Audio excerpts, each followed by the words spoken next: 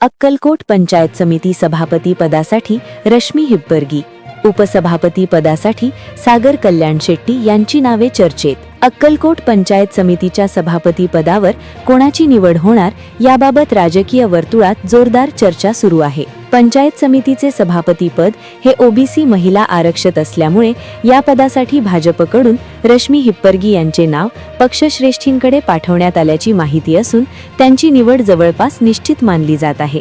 दरम्यान उपसभापती पदासाठी सागर कल्याण शेट्टी यांचे नाव आघाडीवर असल्याची खात्रीलायक माहिती समोर आली आहे।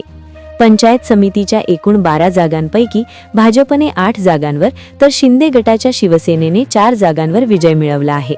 संख्याबळ पाहता पंचायत समितीवर भाजपची एकाहाती सत्ता येणार यात शंका नसल्याचे बोलले जात आहे। सभापती पदासाठी भाजपकडून जेऊर पंचायत समिती गणाच्या सदस्या विमल गव्हाणे यांचेही नाव चर्चेत आहे। त्यामुळे अंतिम निर्णय काय होणार याकडे सर्वांचे लक्ष लागले आहे। दरम्यान आमदार सचिन कल्याण शेट्टी यांनी सभापती व उपसभापती पदासाठी नेमकी कोणाला संधी देणार याबाबत राजकीय वर्तुळात उत्सुकता वाढली आहे।